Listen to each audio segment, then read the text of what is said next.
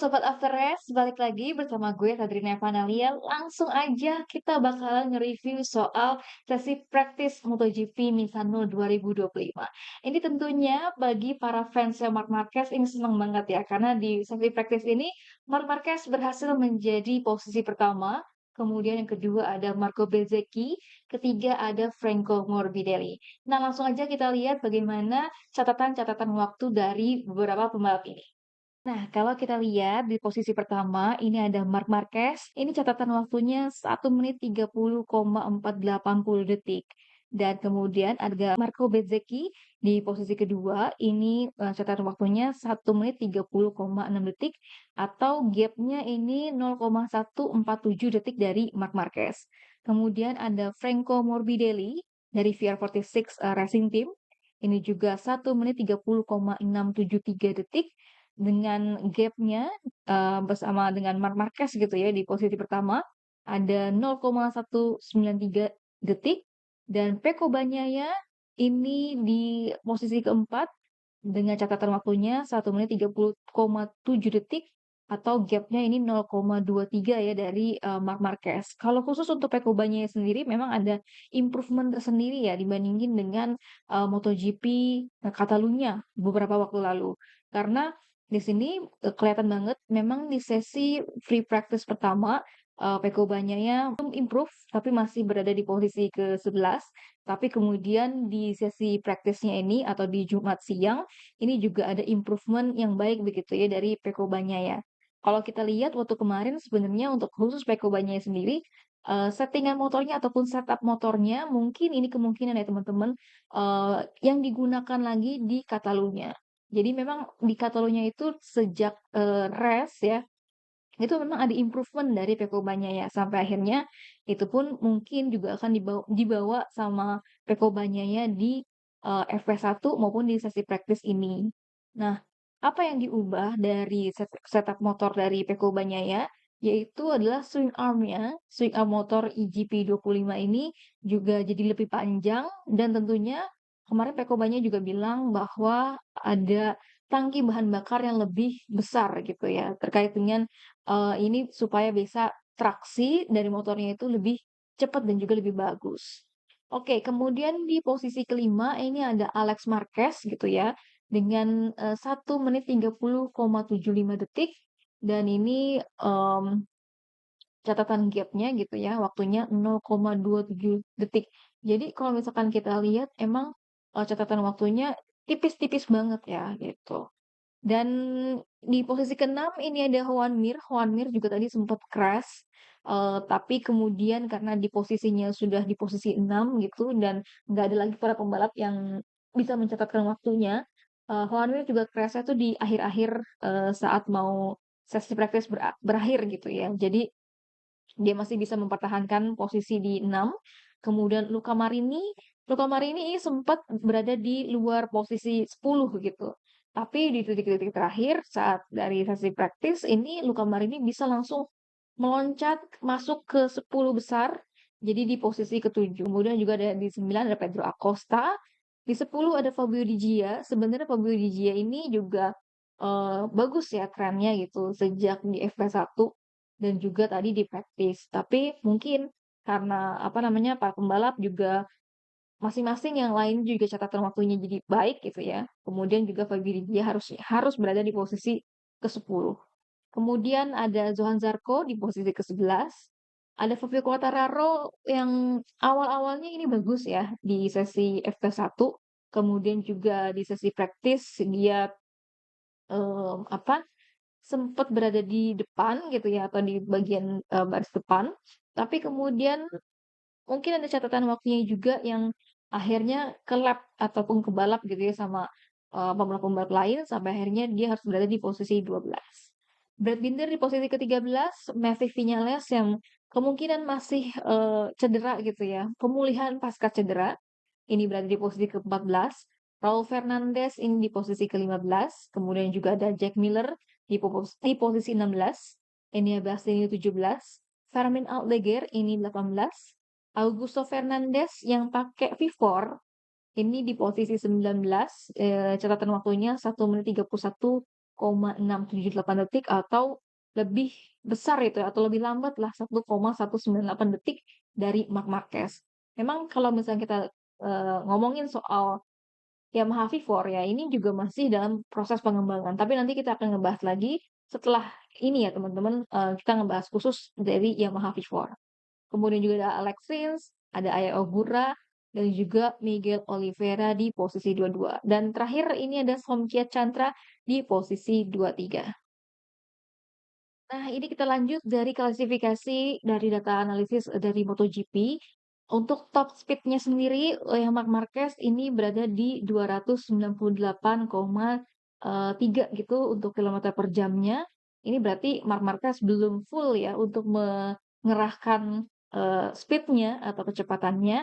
Kemudian ada Marco Bezzecchi ini di 300 dan juga Franco Morbidelli di posisi ketiga ini ada 297,5 kilometer per jam.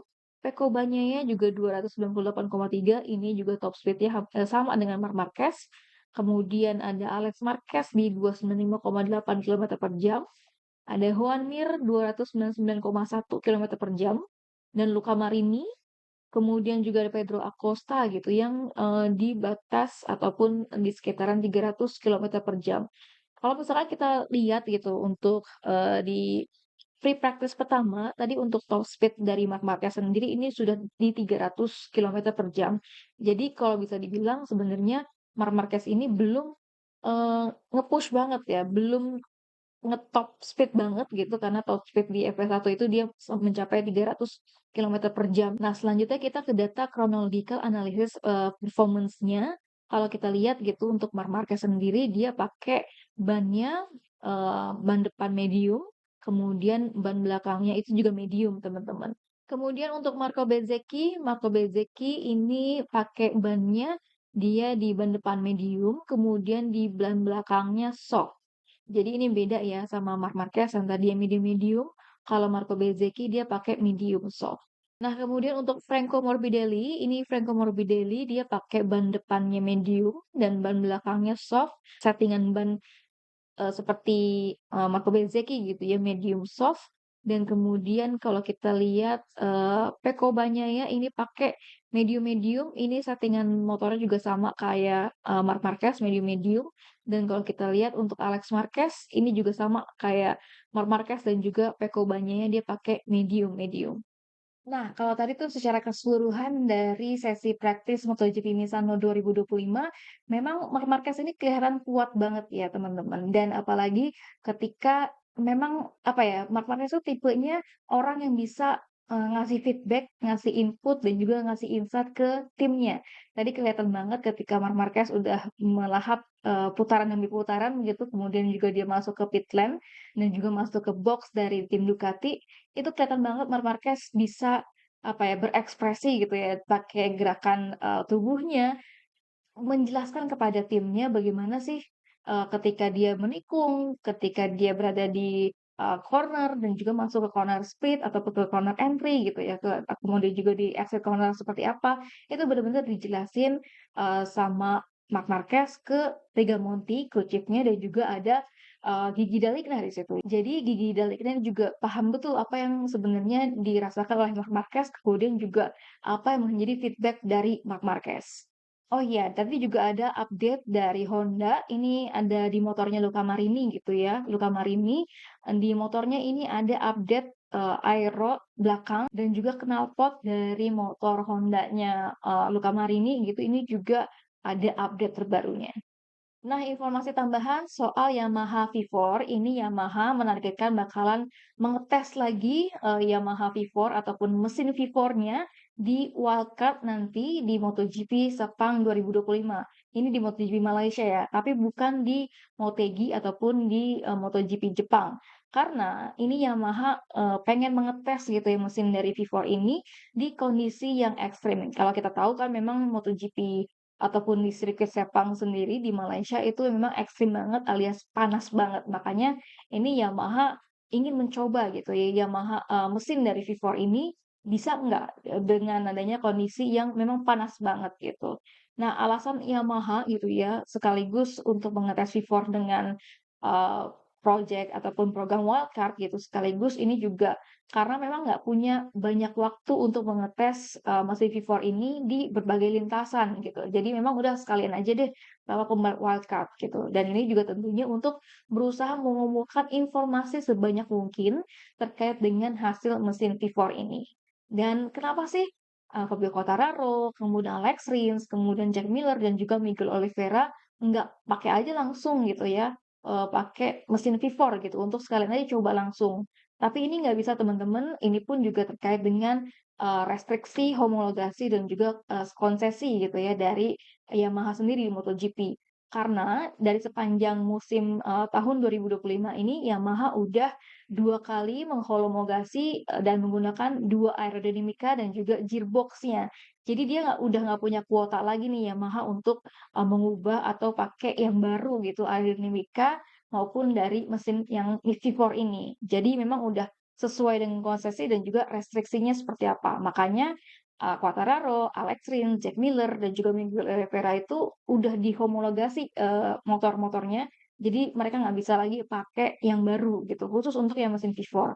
Makanya mesin V4 ini cuma ada dipakai Augusto Fernandez selaku pembalap tes, itu pun juga karena dia dapat wildcard di sini.